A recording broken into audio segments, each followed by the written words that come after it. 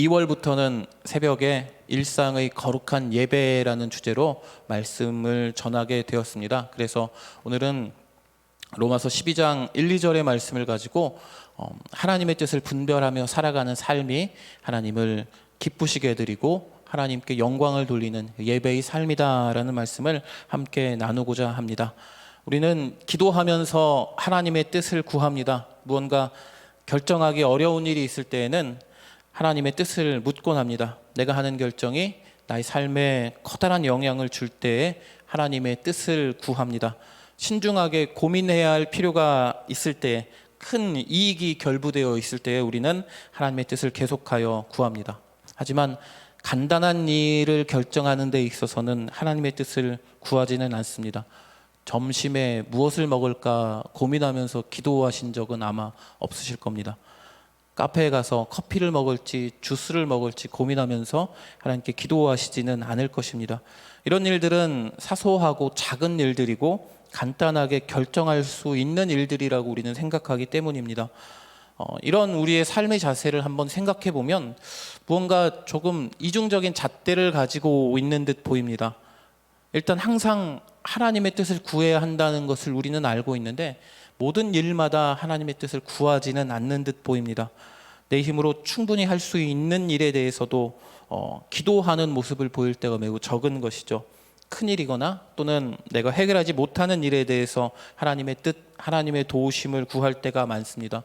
이렇게 두 가지의 모습을 보이고 있는 이유가 무엇일까라고 한번 고민을 해봤습니다. 제가 든 생각은 하나님의 뜻과 하나님의 기준이라는 것의 범위가 너무 넓다, 너무 크다라는 생각이 들었습니다. 두 개의 갈림길이 있을 때, 두 개의 선택지가 있을 때 오른쪽으로 가라고 이야기해 주실 때는 하나님은 그렇게 이야기해 주실 때가 매우 적습니다. 성경이라는 기준을 제시해 주시면서 그 안에서 우리가 읽고 기도하면서 하나님의 뜻을 분별하여서 선택하기를 원하시는 듯 보입니다. 물론 하나님께서 강권적으로 인도하시는 경우도 있습니다.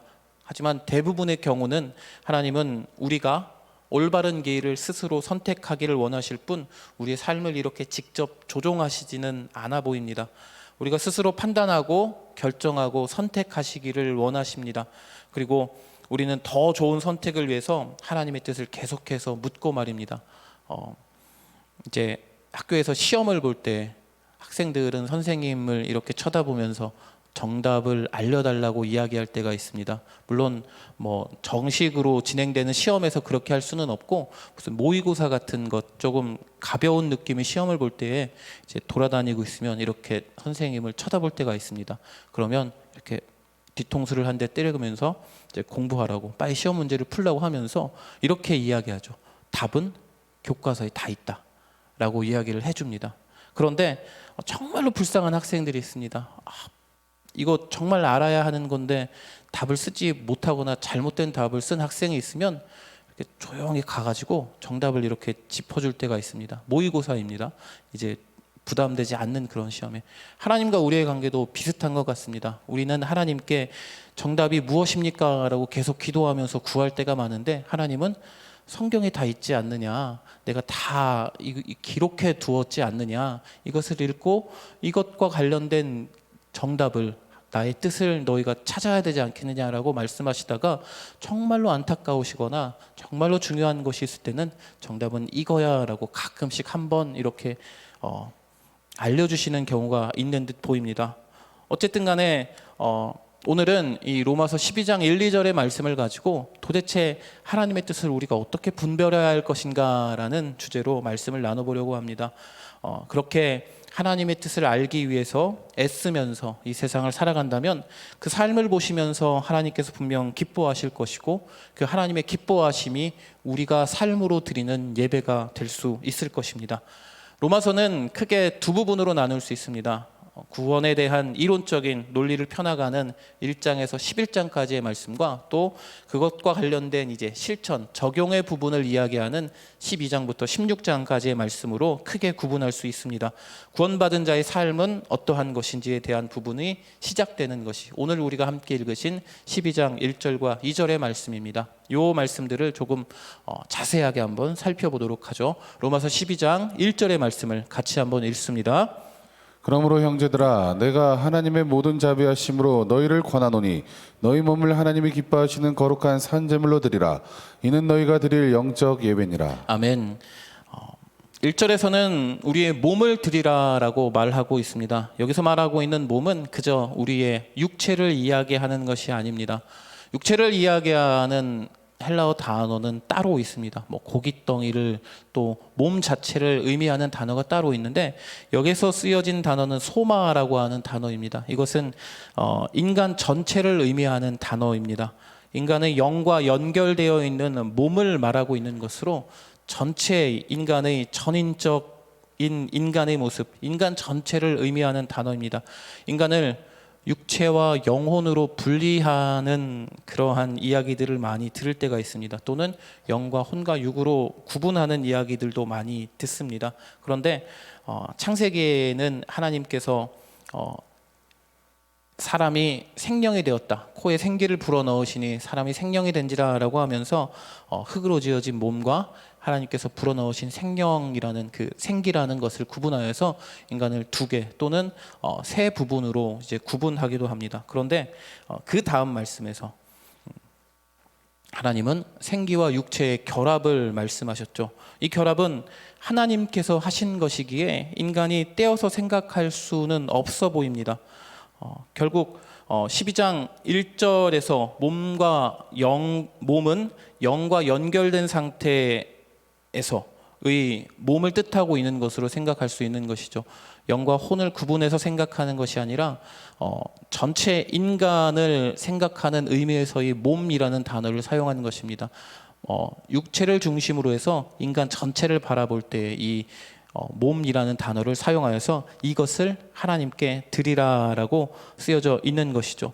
그리고 이렇게 우리의 몸을 하나님이 기뻐하시는 거룩한 산 제물로 드릴 때에 이것이 영적인 예배가 된다라고 성경은 말씀하고 있습니다. 영적이라는 의미도 자세히 살펴볼 수 있는데요. 이 단어는 우리가 많이 들어본 로고스라는 단어에서 유래한 단어입니다.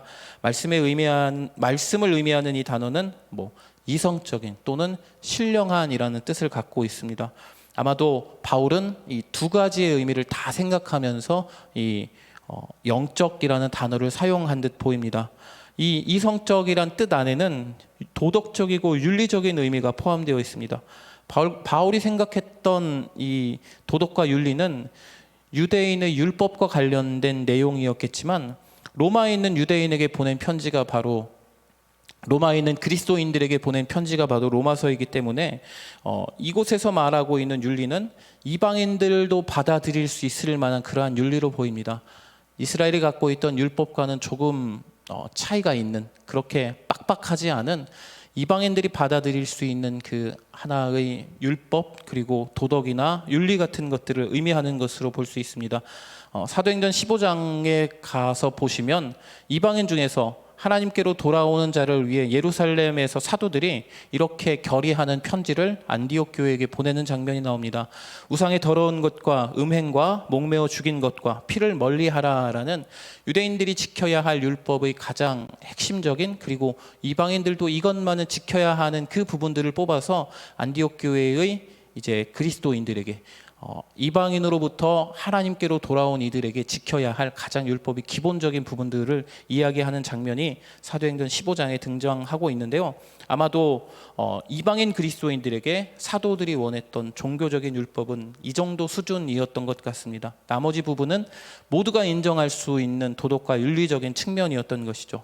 결국 바울이 12장 1절에서 말하고 있는 몸으로 드리는 영적 예배라는 것은 우리의 전체적인 삶의 모든 것, 전인적인 모든 부분을 하나님께 드리라는 의미, 그리고 그것이 영적인 예배, 윤리적이고 도덕적이고 신령한 그러한 예배, 율법적인 모습도 포함되어 있지만 너무 빡빡하지 않은 하나님으로부터 돌아온 이방인들이 지킬 수 있을 만한 수준의 그러한 예배로 하나님께 드려질 수 있다라는 의미로 받아들일 수 있을 것입니다. 도덕적이고 윤리적인 측면을 우리는 따라야 한다라는 것을 말하고 있습니다.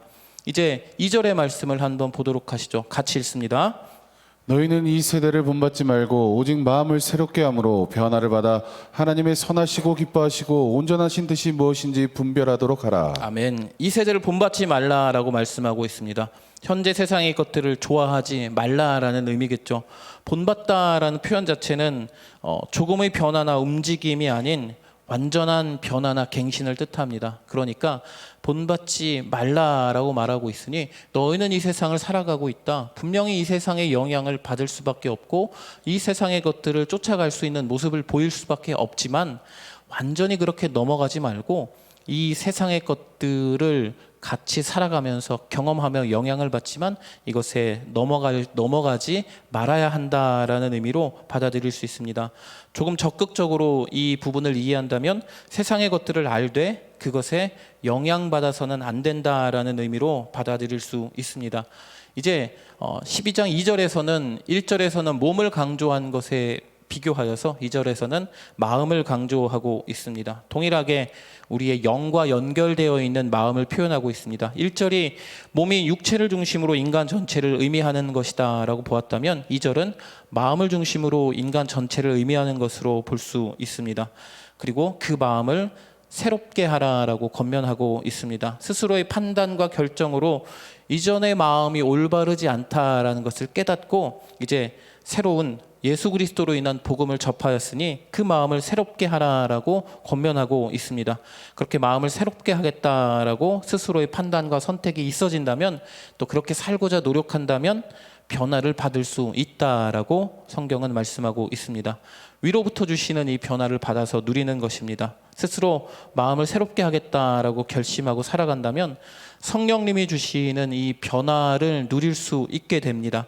아마도 이 변화는 단번에 깨달아질 수도 있을 것이고 천천히 깨달아질 수도 있을 것입니다. 그런데 어쨌든 스스로 노력하며 살아갈 때 그렇게 시간을 보내며 싸우는 과정을 뒤돌아보았을 때에 나를 도우신 성령님의 도우심을 느끼게 되는 경우가 많습니다. 결국 내가 하는 것은 마음을 새롭게 하는 것, 그리고 성령님께서 주시는 것은 우리의 마음을 변화시켜 주시는 것이라고 이 12장 2절의 말씀을 통해서 알 수 있습니다. 그런데 우리의 마음이 변화된 것을 돌이켜보면 결국에는 우리의 마음을 새롭게 하겠다는 생각을 주신 분도 그렇게 결심하게 만드신 분도 하나님 성령님이시고요. 우리의 마음을 변화시켜 주신 분도 성령님이라는 고백을 마지막에는 하게 될 것입니다. 어쨌든 간에 마음을 새롭게 함으로 변화를 받아라고 사도 바울은 말씀하고 있죠. 그리고 마지막에 하나님의 선하시고 기뻐하시고 온전하신 뜻이 무엇인지 분별하라라고 말씀하고 있습니다. 오늘은 이 분별이라는 단어에 대해서 조금은 더 강조해서 말씀을 드리고 싶은데요. 분별하라는 말은 하나님의 뜻을 잘 파악하라는 의미로 받아들일 수 있습니다. 이 말씀의 원래 의미는 시험하다, 입증하다라는 단어입니다. 영어로 된 성경을 보시면 이 분별하다라는 단어를 하나의 단어로 표현할 수가 없어서 테스트, 어프로브, 시험하다, 증명하다라는 두 개의 단어를 사용하는 것을 볼 수 있습니다. 시험해보고 입증하라라고 말씀하고 있습니다. 결국 하나님의 뜻을 분별하라라는 의미는 하나님의 뜻을 시험해보고 그것이 하나님의 뜻인지 입증해내라라는 의미로 받아들일 수 있습니다. 이 이야기를 조금 더 자세하게 한번 살펴보도록 하겠습니다. 우리가 알고 싶은 하나님의 뜻은 매우 세세한 부분에서의 하나님의 뜻입니다. 오른쪽 길로 가는 것이 맞는지 왼쪽 길로 가는 것이 맞는지 하나님이 알려주셨으면 좋겠습니다. 그런데 그렇게 하나님께 기도하는 그 마음의 깊은 부분에는 무엇이 있냐면요.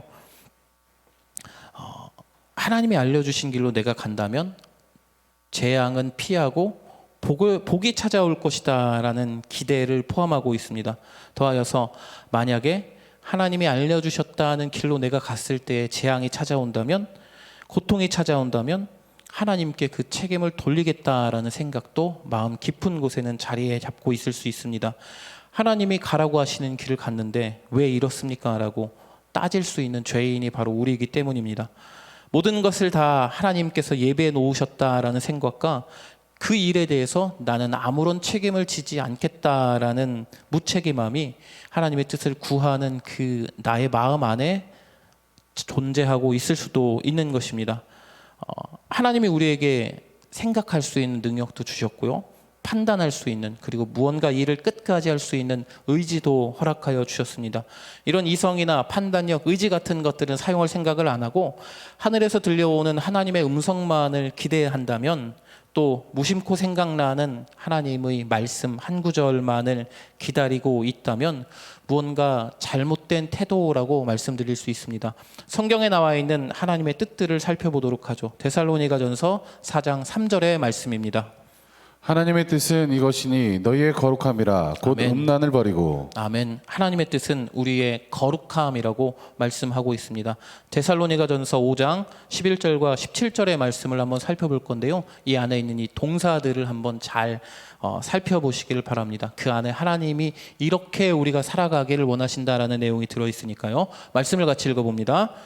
그러므로 피차 권면하고 서로 덕을 세우기를 너희가 하는 것을 같이 하라. 형제들아, 우리가 너희에게 구하노니 너희 가운데서 수고하고 주 안에서 너희를 다스리며 권하는 자들을 너희가 알고 그들의 역사로 말미암아 사랑 안에서 가장 귀히 여기며 너희끼리 화목하라.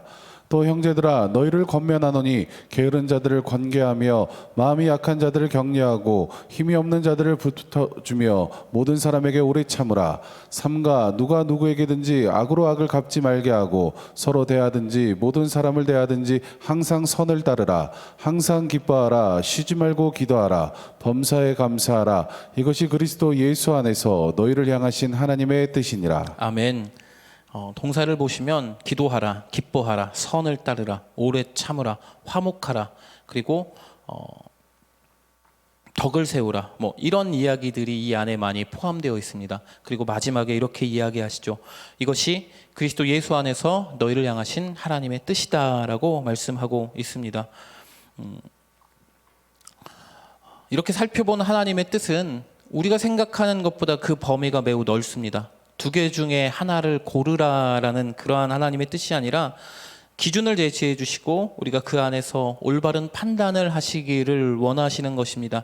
그래서 그 판단이 하나님의 뜻인지 시험해 보고 그것이 하나님의 뜻이 맞다면 이것을 세상에서 증명할 수 있는 모습을 보여라, 입증해 내라라고 말씀하고 있습니다. 이것이 로마서 12장 2절에 나와 있는 분별이라는 단어의 의미로 보입니다.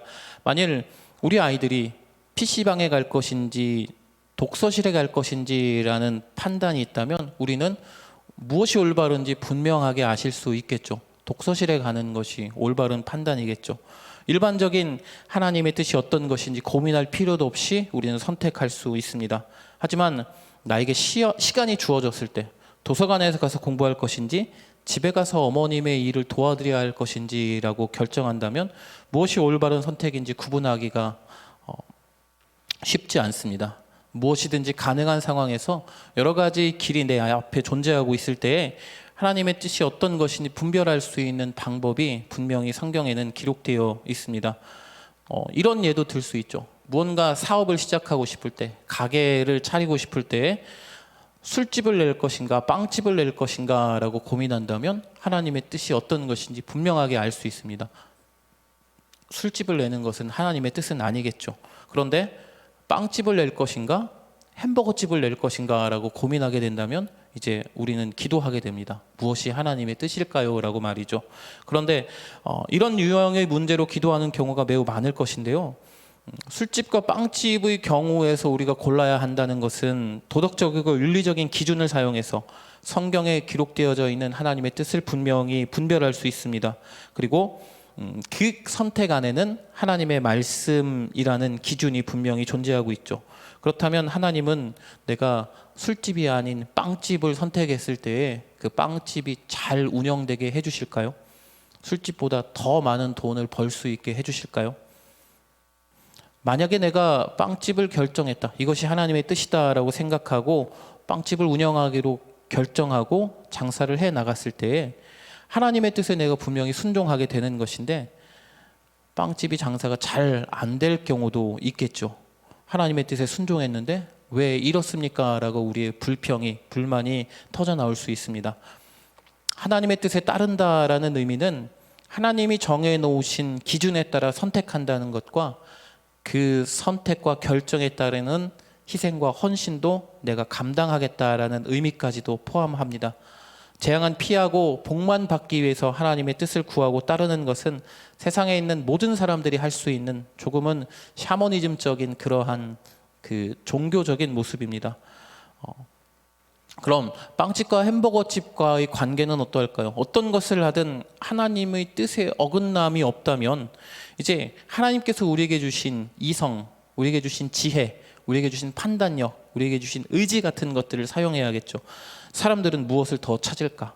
이 지역은 몇 살의 아이들이 많이 돌아다니고 있을까? 어떤 판매를 하는 것이 더 나에게 유익할 것인가라고 분명히 생각하고 고민할 수 있는 힘을 하나님은 우리에게 허락하여 주셨습니다.